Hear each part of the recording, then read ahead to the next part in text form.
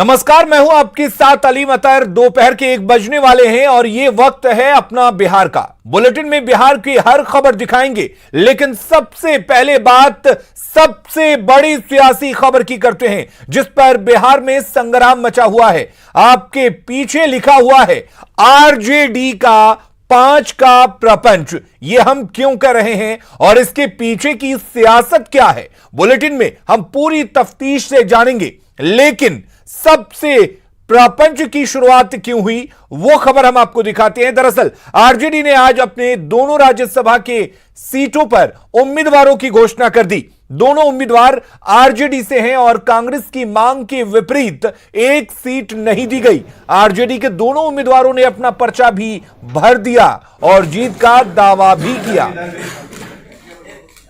तो आपको बता दें कि आरजेडी की तरफ से 2 उम्मीदवारों का नाम आज घोषित किया गया, जिसके बाद दोनों उम्मीदवार यानी कि प्रेमचंद और एडी सिंह ने पर्चा भर दिया है। प्रेमचंद गुप्ता ने नॉमिनेशन किया है, साथ ही एडी सिंह ने भी नॉमिनेशन कर दिया है। जी, पार्टी ने जो भरोसा जताया, क्या कहेंगे? मैं उसको उस पर काबिलियत से जो भी लालू जी बोलेंगे करेंगे। लेकिन सबसे बड़ी बात है कि पार्टी में कई पुराने चेहरे थे, कई नामों की चर्चा थी, अचानक आपने बाजी मारी है। कहीं ना कहीं पार्टी ने बड़ा भरोसा दिखाया आप पे, क्या कहेंगे? इस पर तो समय बताएगा ना कि अगर पार्टी भरोसा क्या है, मैं उस भरोसे पर होता हूं कि नहीं होता हूं। पार्टी के लिए हमेशा मैंने जो भी कुछ मैं कर सकता हूं पार्लियामेंट में, डिफरेंट इश्यूज़ के ऊपर में, डिबेट्स में, कमेटीज़ में, मैंने हर जगह जो है पार्टी के लिए, राज्य के लिए हमेशा इश्यूज़ को उठाया है और उठाते रहेंगे। पार्टी ने जो भरोसा दिखाया, माननीय लालू प्रसाद जी, माननीय राबड़ी जी, तेजस्वी प्रसाद जी, जो इन्होंने भरोसा दिखाया है उस पर खरे उतरेंगे, अभी तक उतरे। चलिए अब जानते हैं कि आखिर आरजेडी के राज्यसभा उम्मीदवार प्रेमचंद गुप्ता हैं कौन। यूपीए 1 की सरकार में कंपनी मामलों के कैबिनेट मंत्री रह चुके हैं। राजनीति में आने से पहले प्रेमचंद गुप्ता हांगकांग में रहते थे। लालू यादव के बेहद करीबी माने जाते हैं प्रेमचंद गुप्ता। कोल और आईआरसीटीसी घोटाले से प्रेमचंद गुप्ता का नाम जुड़ा हुआ है। पटना में करोड़ों की जमीन लालू परिवार के नाम करने का इन पर आरोप भी है।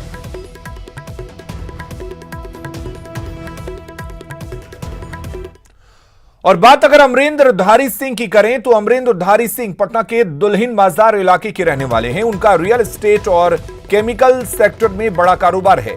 अमरेंद्रधारी सिंह भूमिहार जाति से आते हैं और वो बिहार के पूर्व डीजीपी अभयानंद के बेहद करीबी माने जाते हैं। अभयानंद की तरफ से चलाए जाने वाली सुपर 30 को भी अमरेंद्रधारी सिंह ने फाइनेंस किया था।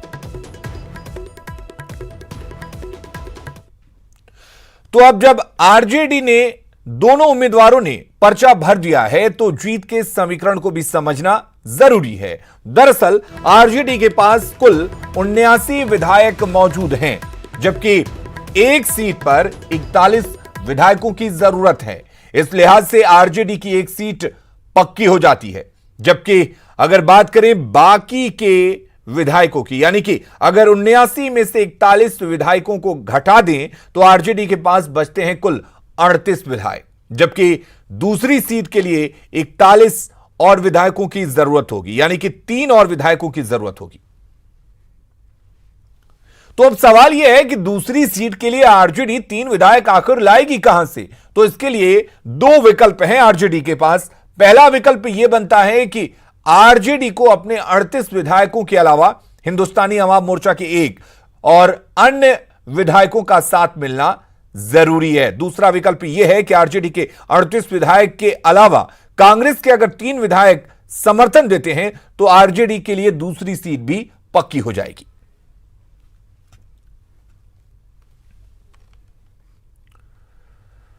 और आरजेडी की तरफ से उम्मीदवारों के नामों की घोषणा के बाद सियासत को समझना भी जरूरी है। आरजेडी ने कांग्रेस की एक सीट की मांग को ठुकराकर एक संदेश देने की कोशिश की है। कांग्रेस के साथ अन्य सहयोगियों के लिए यह संदेश दे दिया गया है।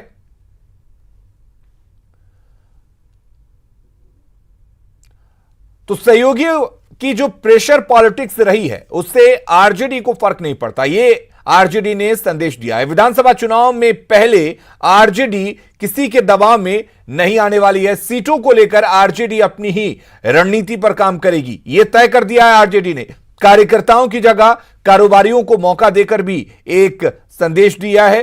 एक उम्मीदवार स्वर्ण तो दूसरा पिछड़ा वर्ग का है, यानी कि जातिगत समीकरण को भी साधने की कोशिश की गई है। आरजेडी ने सवर्ण वोट बैंक पर भी अपना निशाना साधा है और मुस्लिमों के साथ और यादव और सवर्ण जाति के वोटरों पर एक तरह से डोरे डालने की कोशिश की है।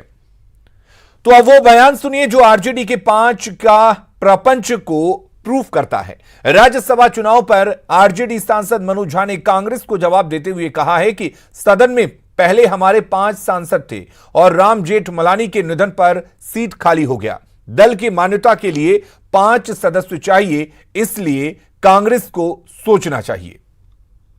लगातार एक बात मैंने कही थी, जब वो चिट्ठी लिखी थी गोहिल साहब ने, तो मैंने कहा था कि उससे पूर्व एक संदर्भ था कि हम 25 या 26 सीट पे चुनाव लड़ेंगे। वो हम लड़े नहीं, तो वो संदर्भ बदला, प्रसंग बदला, तो वो चीज कहां से होती है। वैसे भी मैंने बार बार कहा है कि हम 5 सदस्य थे, जेठमलानी साहब के निधन से हम 4 पे आ गए, अदर्स की कैटेगरी में आ गए। दल की मान्यता हमारी नियमावली के हिसाब से 5 सदस्य चाहिए, इतना तो कांग्रेस को भी सोचना होगा ना। तो आरजेडी के 5 को हम प्रपंच क्यों कह रहे हैं, इसे समझना जरूरी है। दरअसल आरजेडी की दलील है कि राज्यसभा में आरजेडी को 5 सदस्य चाहिए। पार्टी की मान्यता के लिए यह जरूरी भी है। 5 सदस्य होंगे तभी पार्टी के नाम से पुकारे जाएंगे सांसद। राम जेठमलानी के निधन से यह सीट खाली हुई है, इसलिए कांग्रेस की जगह आरजेडी ने उम्मीदवार उतारे हैं। तो यह प्रपंच हम समझाने की कोशिश कर रहे हैं। राज्यसभा उम्मीदवार अमरेंद्रधारी सिंह को नहीं जानते हैं आरजेडी की विधायक, ये एक बड़ी बात सामने आई है। दरअसल जो प्रस्तावक हैं उन्हें भी नहीं पता है कि एडी सिंह आखिर है कौन। किसी आरजेडी नेता को नहीं पता कि एडी सिंह कौन है, आरजेडी में वो कब शामिल हुए ये भी नहीं पता। मुनीश्वर चौधरी, सुदय यादव, हरिशंकर यादव, नेमतुल्लाह सहित कई ऐसे विधायक हैं जिनको नहीं पता कि एडी सिंह कौन है। पार्टी ने उन्हें फोन करके बुलाया, इसलिए वो पहुंच गए। तो नहीं जानते, लेकिन मेरा दल तो जानता होगा, मेरे दल के बड़े नेता लोग जानते होंगे। ये तो तय करना है बड़े दल के नेता को हमारे, और हमारे दल के बड़े नेता आदरणीय लालू जी, तेजस्वी जी हैं, वो जो तय कर देंगे वही हमारा उम्मीदवार होगा। हम उन्हीं के वोटर हुए छत्तीसगढ़, और हमें बुलाया गया है, हम आए हुए हैं। जो उम्मीदवार होंगे, जो नॉमिनेशन करेंगे हम लोग दल की ओर से, वो हमारे उम्मीदवार हो गए और हम उन्हीं के वोटर होंगे। और तेजस्वी और तमाम लोगों ने मिलजुल कर जो है इस बात को फैसला करने का काम है। क्या आप अमरेंद्रधारी से कभी मिले हैं, क्या उनके बारे में जानते हैं? जानते हैं, नेता हमारे जो है बराबर उनकी चर्चा करते रहते थे। कब से वो पार्टी में है? अब वो पार्टी के निर्णय के बारे में तो नहीं कहा जा सकता, लेकिन ये निश्चित रूप से है कि वो हमारे दल से हमेशा जुड़े रहे। उसके बारे में क्या जानते हैं? अभी तो मुझे मालूम नहीं है, अभी मैं पहुंचा हूँ विधानसभा क्षेत्र से, अभी मैं पहुंच ही रहा हूँ, अभी मालूम नहीं है उनके बारे में। पार्टी ने आपको भेजा है, किस लिए भेजा है तो बताएंगे? अभी तो आए हम कि नॉमिनेशन है, नॉमिनेशन में पहुंचना है। देखिए, नॉमिनेशन के बाद सब कुछ पता चल जाएगा, थोड़ा सा आप लोग धैर्य रखिए। क्या आप उनके बारे में जानती हैं मैडम? कभी आपने मुलाकात हुई एडी सिंह से आपकी? हाँ बिल्कुल। उनके बारे में क्या जानते हैं? देख लीजिए, चूँकि हमारी पार्टी बड़ी है और ढेर सारे वर्कर हैं, और एक हम वर्कर को सभी वर्कर से, है ना, जान पहचान उस तरह का नहीं हो पाता है ना। ऐसा नहीं है कि हमारे पार्टी के वर्कर नहीं हैं। ये कौन कह रहा है कि ज्वाइन नहीं किए थे? पहले से प्राथमिक सदस्य हैं वो। आप कभी मिले थे इनसे? हम कई बार मिले हैं। कार्यक्रम में तो कभी नहीं दिखे? कार्यक्रम में नहीं मिले, ऐसे मिले हैं। हमरा किस जानकारी नहीं है। अब होली के छुट्टी में गए थे घर, अभी आ रहे हैं। कौन बना नहीं बना कुछ पता नहीं है। पार्टी का आदेश फोन किया कि आपको यहाँ आके रहना है, तो हम आए हैं। अब पार्टी के जो संगठन का मामला है, ये संगठन के लोगों से बात कर ली। हाँ, मिलवे किए थे। अरे कब मिले थे, अभी जब बताएंगे भाई। पार्टी जो है जिसको दिया हुआ बहुत ही पार्टी के वफादार लोग हैं। देखिए, बहुत लोग दिखते हैं, बहुत लोग नहीं दिखते हैं। आरजेडी के पुराने कार्यकर्ता हैं, और राष्ट्रीय अध्यक्ष जी ने बहुत सोच समझ के फैसला लिया है। जगदानंद सिंह ने बिहार कांग्रेस प्रभारी शक्ति सिंह गोहिल को लेटर को फर्जी बताया है। जगदानंद सिंह का कहना है कि वो लेटर सोशल मीडिया पर है। लेटर किसी को एड्रेस करके नहीं लिखा गया, साथ ही किसी की इस पर बात भी नहीं हुई थी। वो पत्र भी फर्जी इस माने में था कि आप भी उस पत्र को देखे होंगे, किसी को एड्रेस नहीं था। हम लोगों ने भी पता लगाया तो किसी ने उनके नाम पर सोशल मीडिया पर इसको चला दिया था। वैसे कांग्रेस एक समझदार लोगों की जमात है और लोगों को पता है कि राष्ट्रीय जनता दल के जो सबसे बड़ी पार्टी है विधानसभा के भीतर, और उसके 2 सीट बनते हैं, इसलिए कोई सवाल नहीं था। अखबारों में ही हम लोगों ने देखा, सोशल मीडिया पर, वरना कोई हम लोग से बातचीत में कहीं किसी ने कभी एतराज नहीं किया। और अब हम आपको वो चिट्ठी दिखाते हैं जो शक्ति सिंह गोहिल ने लिखी थी। हालांकि ये तस्वीर बहुत साफ नहीं है, इसलिए हम आपको इसका डिजिटल संस्करण दिखा रहे हैं।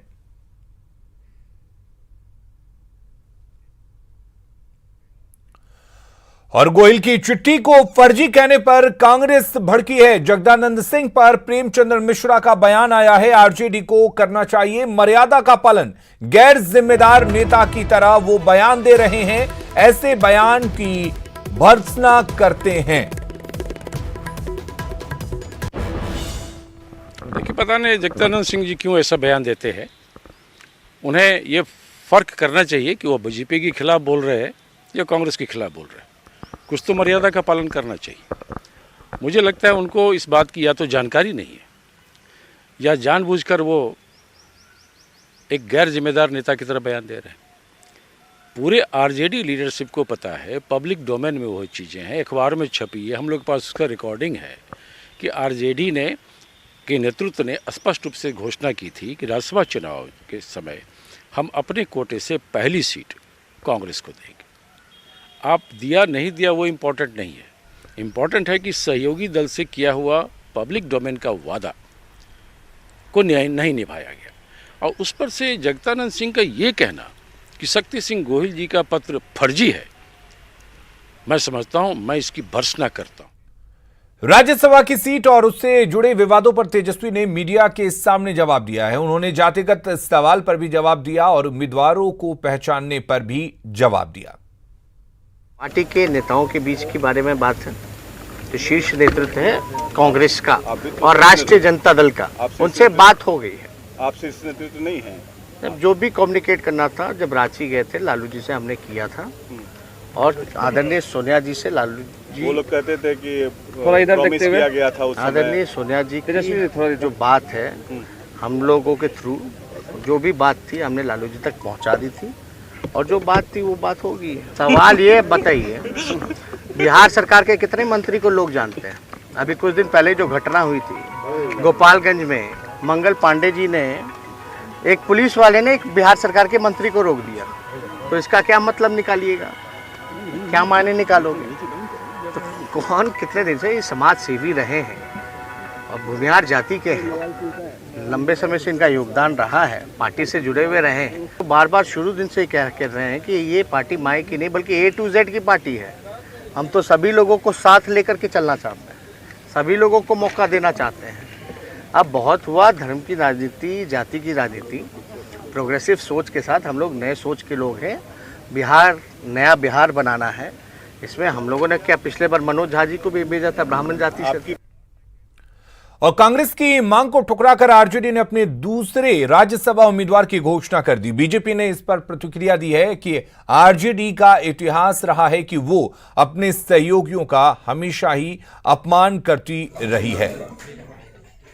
और वही जेडीयू ने अमरेंद्रधारी सिंह और प्रेमचंद्र गुप्ता को राज्यसभा के लिए आरजेडी कैंडिडेट बनाए जाने पर तंज कसा है।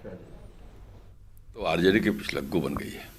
कांग्रेस का कोई अस्तित्व बिहार में है नहीं, और आरजेडी कभी भी अपने सहयोगियों को सम्मान आज तक नहीं दे पाया है। हमेशा आरजेडी ने अपने सहयोगियों को अपमानित करने का काम किया है, आज भी वही दिखाई पड़ रहा है।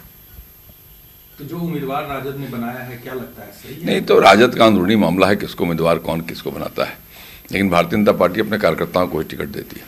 देखिए, ऐसा है कि जब भी विधानसभा चुनाव नज़दीक आने वाले होते हैं और तब राज्यसभा का चुनाव होता है, तो एक पार्टी का चरित्र है नए नए फफूंदी खिलाने की। तो ये नए नए फफूंदी खिलाने का चरित्र राजद का पुराना रहा है, और ये ऐसे फफूंदी होते हैं कि उनकी कहाँ से उपज हुई है ये उनके पार्टी में ही लोगों को पता नहीं होता है। तो खैर उनका चरित्र है। ये फफूंदी बड़ा एकदम अचानक उगता है, अचानक प्रकट होता है और अचानक छा जाता है। पिछले चुनाव में भी था, इस चुनाव में भी है, आगे भी आते ही रहेगा। चरित्र है, बदलेगा नहीं। लेकिन मुझे अफसोस होता है भिखमंगों के लिए। बेचारे भीख मांगते रह गए, चिट्ठी लिखते रह गए, सीट नहीं मिली है, तब भी साथ में नाचता है। और रुक करते हैं इस वक्त एक बड़ी खबर की। प्रशांत किशोर की अग्रिम जमानत पर सुनवाई नहीं हुई है। 23 मार्च को अब अगली सुनवाई होगी। वकील आज किसी भी तरह का न्यायिक कार्य नहीं कर रहे हैं, जिसकी वजह से सुनवाई नहीं हुई है। प्रशांत किशोर पर डेटा चोरी करने का आरोप है। कोरोना वायरस को WHO ने महामारी घोषित कर दिया है, लेकिन इसको लेकर लोग कितने जागरूक हैं और इससे बचाव के लिए लोग कितने गंभीर हैं, इससे लेकर पटना के गार्डिनर रोड अस्पताल का जायजा लिया हमारी संवाददाता साकेत कुमार ने। कोरोना वायरस को WHO ने महामारी घोषित किया है, उसके बाद किस तरह की स्थिति है, क्योंकि डर सब में है। और अभी हम एक हॉस्पिटल में हैं पटना के, और वहाँ पर आप तस्वीर देखिए कितनी भीड़ होती है अस्पतालों में। और उसके बावजूद हम कुछ लोगों से हम एक बार बात कर लेते हैं कि उन्हें कितना पता है इस कोरोना वायरस के बारे में। हम एक बार कुछ महिलाओं से हम पहले बात करते हैं। आप लोग को ये पता है कोरोना वायरस क्या है? जी। उस सेफ्टी के लिए आप लोग को बताया गया है कुछ? जी अभी तो सेफ्टी के लिए क्या आप लोग को पता है? नहीं, कोरोना वायरस का पता है क्या है? उसको मुंह में मास्क पहन कर भी रहना है, इसीलिए कि चीन में बहुत ज़्यादा इससे आदमी परेशान है। अभी बिहार में भी 9-10 पेशेंट अभी आ चुके हैं जो PMCH में भी हैं। तो प्रिकॉशन के लिए हॉस्पिटल से आप लोग को बताया जाता है या कि खुद ब खुद आप लोग समझ रहे हैं? नहीं ना, हम लोग को तो हॉस्पिटल में अभी डॉक्टर BK गुप्ता उन्हीं के साथ में रहते हैं, वो हम लोग को जानकारी देते रहते हैं बीच में। वो प्रोफेसर है अभी आप मास्क नहीं लगाए भीड़? अभी तो मास्क, अभी हम वायर को दिखाने के हड़बड़ में निकल गए, लेकिन मास्क जरूरी है। अभी इसके बहुत लक्षण है।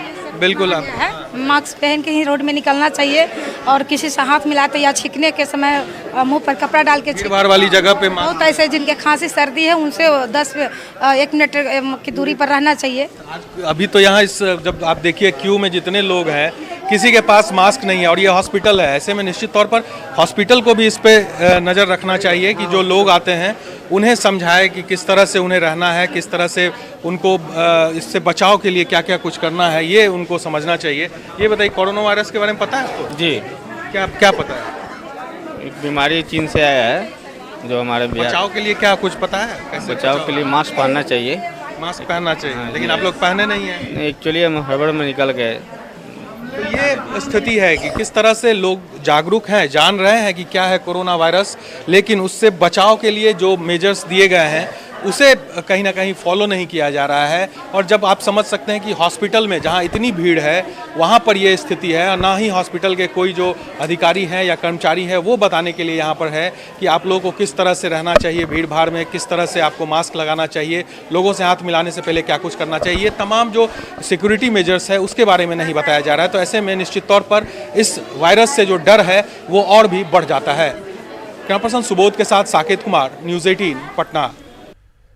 औरंगाबाद में युवक की पिटाई का एक वीडियो वायरल हो रहा है। वायरल वीडियो रेसियप पंचायत का बताया जा रहा है, जिससे लोग पकड़कर पीट रहे हैं। वो कुटुंबा प्रखंड कार्यालय में पोस्टेड आवास सहायिका प्रियंका कुमारी का संबंधी शशि रंजन है, जो गांव में आवास आवंटन के नाम पर पैसों की वसूली करने आया था। बताया जा रहा है कि शशि रंजन नाम के शख्स को जो लोग पीट रहे हैं वो रेसियप पंचायत के मुखिया के पति हैं और उनके समर्थक हैं। इस मामले में रेसियप थाने में शशि रंजन के खिलाफ प्राथमिकी भी दर्ज करा दी गई है। हालांकि सवाल मुखिया पति और उनके समर्थकों पर भी उठ रहा है, क्योंकि किसी को कानून हाथ में लेने की इजाजत नहीं है। और अगली खबर पूर्णिया से है, जहां खजांची थाना के सुभाष नगर में शराब पार्टी के दौरान मर्डर की खबर आ रही है। बताया जा रहा है कि मंगलवार की शाम 5 दोस्त हेमंत, सोनू, मनीष, संतोष और छोटू पासवान शराब की पार्टी कर रहे थे। शराब की पार्टी के दौरान नशे में दोस्तों के बीच कहासुनी हुई। इसी दौरान हेमंत ने छोटू के सीने में गोली मार दी। गंभीर रूप से घायल छोटू को सदर अस्पताल लाया गया, जहां उसकी मौत हो गई। छोटू पासवान स्कूल की गाड़ी चलाता था। फिलहाल पुलिस ने हत्या का मामला दर्ज कर लिया है और आरोपियों की गिरफ्तारी के लिए छापेमारी कर रही है। लेकिन सवाल यह है और सवाल पुलिस पर खड़े हो रहे हैं, शराबबंदी वाले बिहार में आखिर शराब आई कहां से? क्या पुलिस पर कार्रवाई होगी? क्योंकि शराब के लिए बिक्री के लिए पुलिस भी दोषी है। और सबसे बड़ा सवाल, शराबबंदी कानून के 4 साल होने को हैं, यानी कि 1400 दिन से भी ज्यादा हो गए, फिर भी शराब की बिक्री आखिर कैसे हो रही है?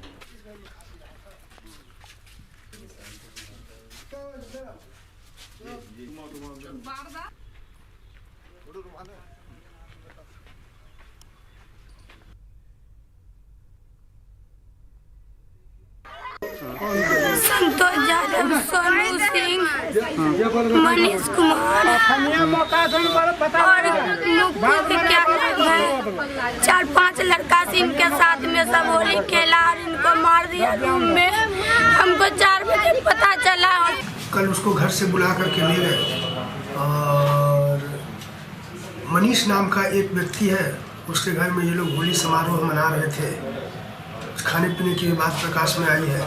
उसी दौरान किसी इशू पे इन लोगों में झगड़ा झंझट होने लगा और हेमंत नाम के एक व्यक्ति के द्वारा छोटे पासवान पर गोली मारे जाने की बात सामने आ रही है। और अब बात करते हैं शराब की लूट की। बांका में एक शराब से भरी एक मिनी ट्रक पलट गई। ट्रक के पलटने के बाद शराब का कार्टन जमीन पर बिखर गया। आसपास रहने वाले लोगों को जैसे ही इस बात की भनक लगी कि पलटे हुए ट्रक में शराब लदी हुई है, तो लोग उसे लूटने में जुट गए। आप तस्वीरों में साफ देख सकते हैं, जिसे शराब की कार्टन हाथ लगी वो उसे लेकर भाग रहा है, जिसे कार्टन हाथ नहीं लगी वो बोतल लेकर भाग रहा है। बेतिया के बरगजवा गांव में एक बार फिर मानवता को शर्मसार करने वाली तस्वीर सामने आई है। यहां झाड़ियों में एक नवजात बच्ची को फेंक दिया गया था। इसी बात की सूचना मिलने पर सभी ग्रामीण मौके पर पहुंचे। इसी दौरान एक महिला जिसकी कोई संतान नहीं है, उसने बच्ची को गोद ले लिया। महिला ने बच्ची का अस्पताल में इलाज कराया और स्वास्थ्य बच्ची को लेकर घर चली गई। बच्ची को गोद लेने वाली महिला काफी खुश है और ग्रामीण भी महिला की इस पहल की सराहना कर रहे हैं। खबरों का सिलसिला लगातार जारी है, बने रहिए न्यूज़ 18 बिहार झारखंड के साथ।